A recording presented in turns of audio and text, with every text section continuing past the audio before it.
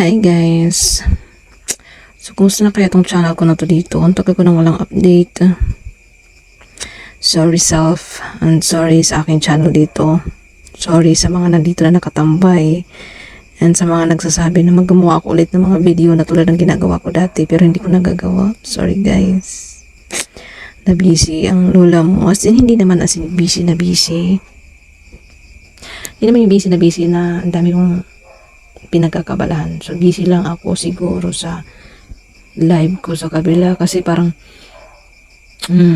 lagi ako naka-live tapos pagdating dito wala na akong nagagawang video, wala na akong topic na nagagawa, wala nang topic na nagagawa. So, yun. And then lately, ang daming mga nangyari dito sa bahay na hindi ko na-share.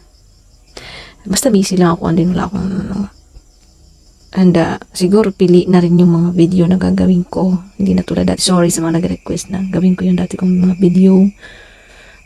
Hindi ko na magagawa yun.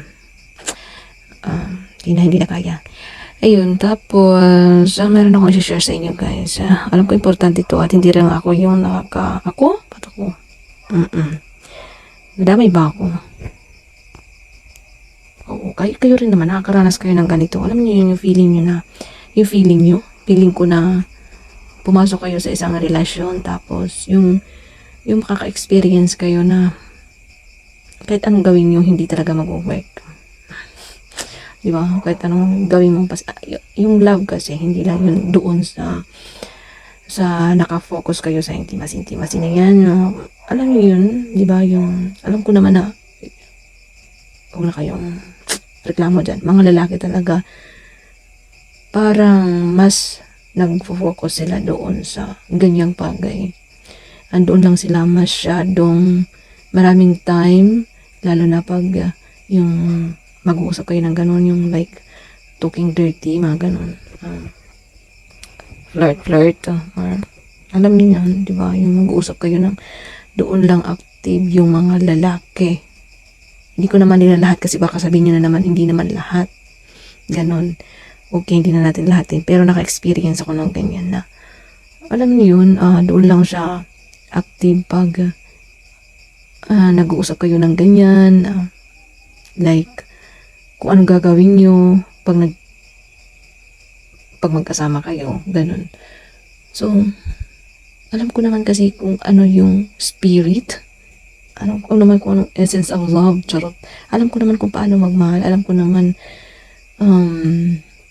ay, Diyos ko, sa edad ko na to, Diyos ko. Kailangan pa bang i-memorize yan? Maluloko pa ba ako sa mga lalaki? Hindi naman as in marami ako nakarelasyon or naging boyfriend or the past. Alam ko naman din na kung ano yung gusto nila, kung paano makisama. Pero, naka-experience, ano ba talagang topic ko na to? Naka-experience na ba kayo ng yung lalaki magaling lang or nasa mood lang siya pag yung pag-uusapan nyo like about sex, ganun. Kung doon lang siya, as in, maganda yung mood. After that, pag nakuha niya na yung gusto na, wala na kung ano-ano nang may isip na makakasama sa relasyon nyo. Ay, by the way, I'm sorry sa aking background kasi gabi dito guys. So, ito yung background talaga sa probinsya. Sorry. Alam nyo naman siguro yan, nakikita o naririnig nyo sa aking live lagi sa kabila. Ayun, so I'm sorry. And then, hindi ko na siguro to edit. No edit ulit. Ayun lang. So, wag naman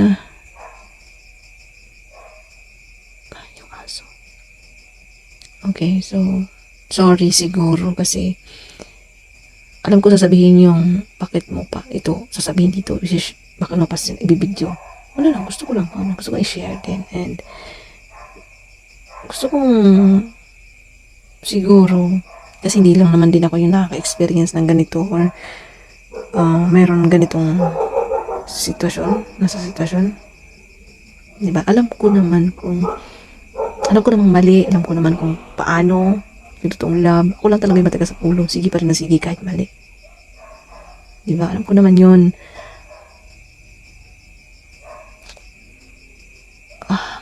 Okay.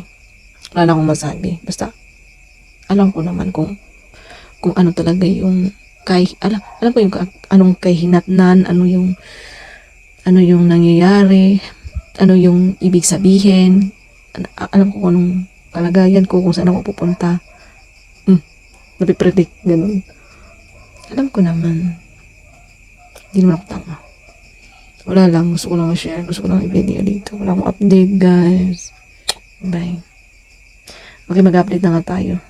Lagi. Pero kailangan bang ganun? Ano bang gawa? Ano bang nagawa? Ano bang mali? Ano bang mali sa akin? Maldita ako. Hindi ako, matakaw lang ako. Matakaw lang ako and maldita.